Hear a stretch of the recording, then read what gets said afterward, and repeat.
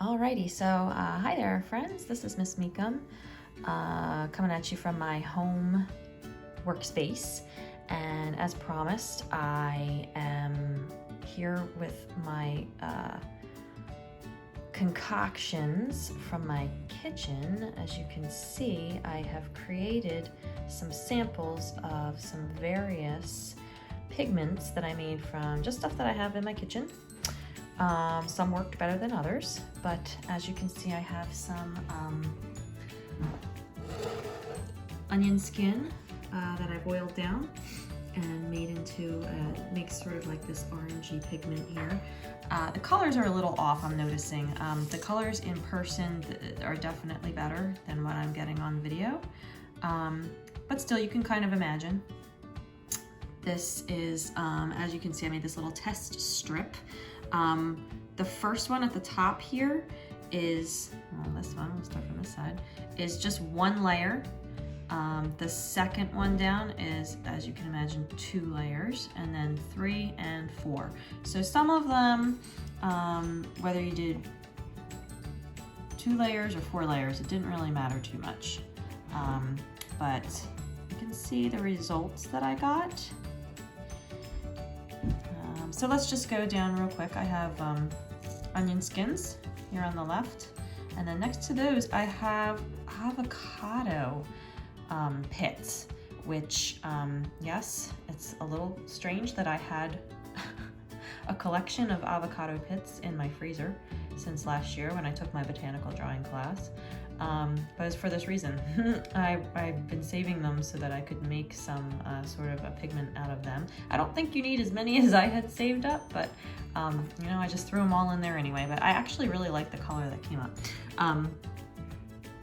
Full disclosure here, it's probably a little more brown than it should be because I may have stepped away from the stove a little too long when they were on, and actually came back and there was no water left whatsoever, so I had to add some water real quick and stir them up, and I got this brownish pigment, but I'm told from what I've researched online is it's supposed to be more of a pinkish color, but that could be dependent on what kind of avocado you use too. So anyway, moving forward, we've got some turmeric, which gives you this beautiful, bright, brilliant yellow. I actually like the single layer of it better than the darker layers of it. Just really bright and brilliant. Next to that, you may have heard of tea staining. This is the tea, just regular black tea, nothing special. I think it was Lipton. So you can, if you have nothing else, tea works really, really well. Next to that, another beautiful, beautiful color from beets. As you can see, they were a little naughty and they did not stay put in their squares, but I suspect that's more due to the paper that I used. So it's a good idea to use as good quality paper as you can, but in a pinch, hey, just experiment, see what you got, see what happens on what you've got. If you got sketchbook paper, drawing paper, if you have watercolor paper, great. If you have just computer paper, hey, try anything in a pinch. Paper plate, try it. And then last but not least, we have spinach, which in contrast to what Popeye might have to say, spinach is not the strong contender here. It was supposed to be green, didn't work out too well. So maybe you could do something with it, maybe add some slight little greenish tint to something, but I did not get good results with that. However, you could probably try some other type of dark leafy green. All of these were cooked down with water, and I let a bunch of the water evaporate. Cooked them for maybe, some of them 10 minutes, some of them close to an hour.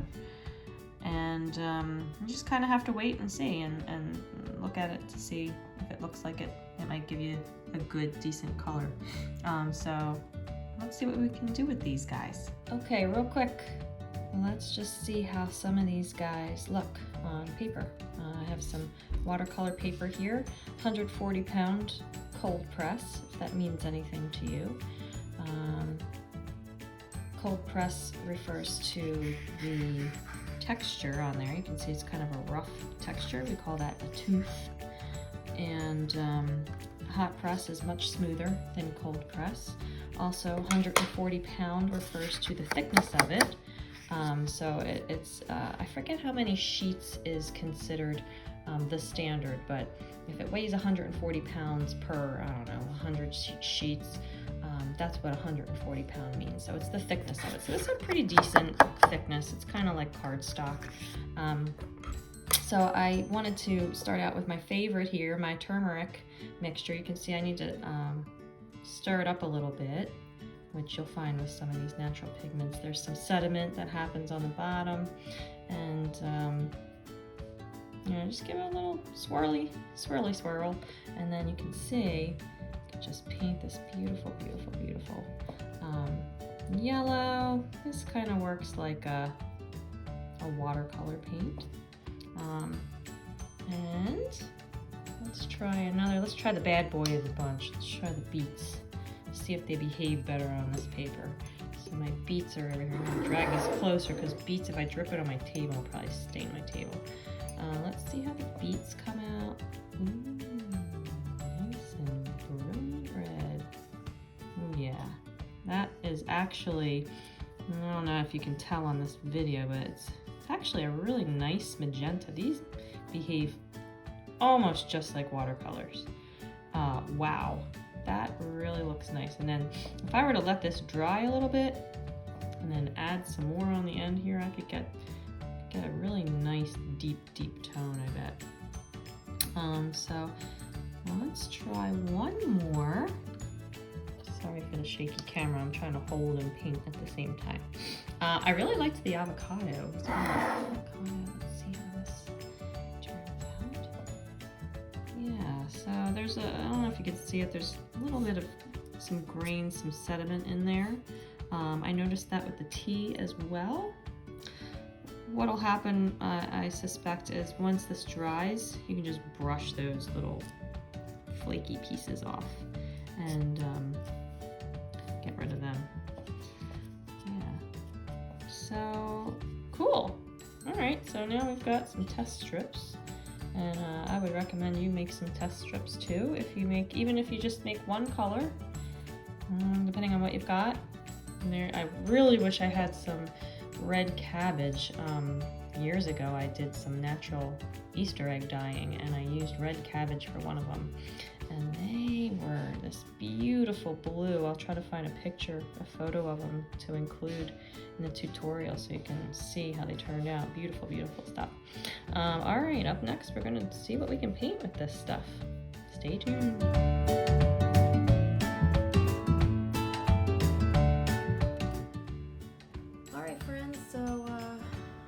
Here I'm ready to paint. As you can see, I am all set up here. I am going to attempt to paint an onion with an onion. I don't know if it's ever been done before. This could be a first, so we're trailblazers here.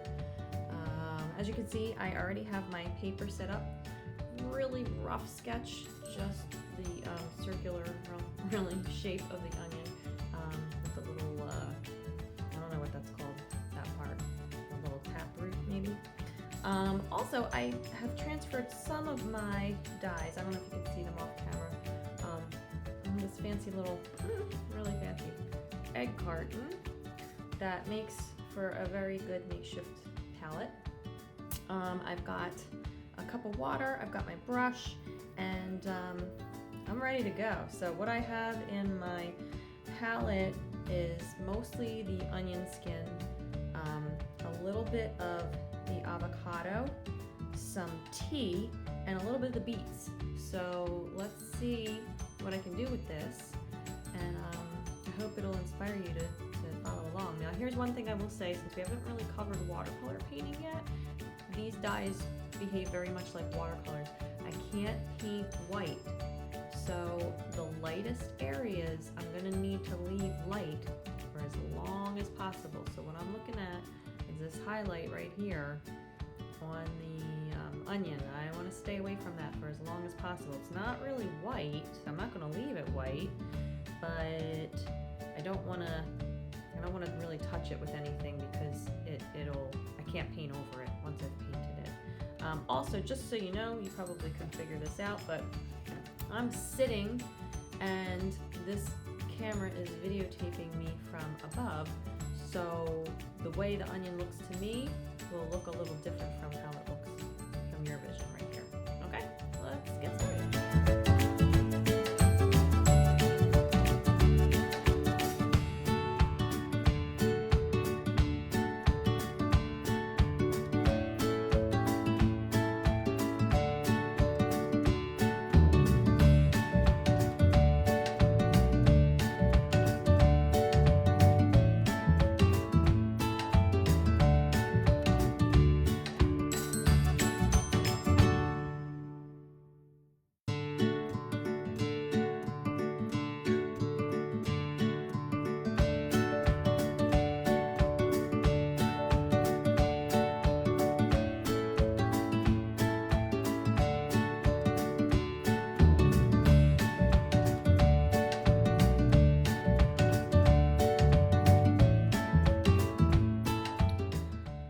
All right, kids, what do you think? It's, well, certainly not my best work of art, but not too shabby. Let's see if I can get this some better lighting here. Yes, I'm sure you noticed I cheated a little. I did go back in with the pencil. I just was not getting the level of darkness that I wanted. I could have gotten it with the beet juice, but I didn't want everything that color. So I thought the pencil helped, and actually the pencil kind of moved around a little bit like paint. So that's another thing that maybe you could experiment with, is just graphite powder. I remember doing that in college.